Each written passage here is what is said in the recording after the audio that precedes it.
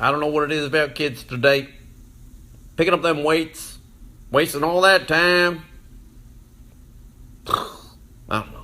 Those weren't very encouraging words from what appears to be a relative of mine, so pay no attention to him. He's probably been drinking or taking steroids. You folks have asked me to try a rope pushdown, and I wanted to examine this a little bit. The rope pushdown is really good. I like to keep it simple, though. I like to just push straight down. Some guys like to do a little bit of flick of the wrist to try to get the horseshoe part of the lateral head and dig into that a little bit. The little bulb on my tricep is the lateral head.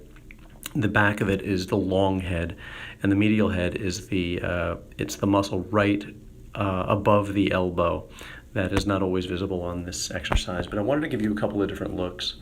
You can see here that my head is to one side. I pick one side, make sure that that cord isn't frayed, because that can get kind of dangerous if it gets close to your neck, or even the hook on the ropes can be dangerous.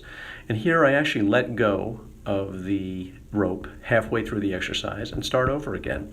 And I call that a deadlift. And every now and then I like to execute a deadlift, meaning bringing the weight from a dead position back into motion.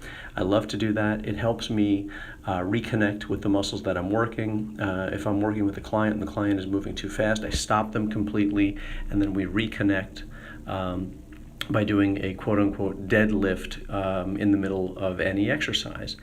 And I think you would really like that. Try doing that once throughout your sets and see what that feels like to reconnect. I think a lot of the movement, the beginning part of the exercise, the takeoff, if you will, is often lost because we're so busy trying to get into the exercise that we forget that that is a integral part of the movement in and of itself. It feels really good to get those weights from a dead stop in motion. So here I am, and you can see the lateral head working. You can see the long head working. What you can't see is the medial head. And so it's a good overall movement. I try not to keep this complicated. I tried various little techniques throughout this. I experiment a lot. I go sometimes with a decent pace, and then sometimes I use a little bit of a heavier weight, and I go a little bit slower. But what I think is a good challenge for you to do, and I tried to do this with a client in person, was to see if you can move the weight at the same pace throughout the entire movement. Try doing that when you do your triceps. Try not to get stuck. Try to acknowledge how quickly you're moving that weight at every point in the exercise. You can see here that I do a pretty full range of motion. In fact, I let the stack stop and then I start over again, and that part works that medial head. That's the part right behind or above the elbow. And then as I push down midway from the right angle down, you can see that the lateral head, the horseshoe area, is working, and of course the long head, which is the back of the triceps. So like I said, I don't keep this one complicated. I don't do that little ditty with my wrists to try to get a little action into the lateral head, the longer part that makes that little horseshoe. And I try to I don't put a lot of pressure on my hands. I try not to squeeze very, very tight. It's funny when you look at those little charts and they highlight in red the muscle groups that you're supposed to be working. When they show you this exercise on a chart, obviously the area of the tricep is working. But I know guys who squeeze so darn hard that you may as well color red into their traps, their face, their neck, their wrists, their forearms. That red highlight is to remind you, on those little charts, as remedial as they are, to remind you of the movement you're supposed to be working, or the area of the body you're supposed to be working.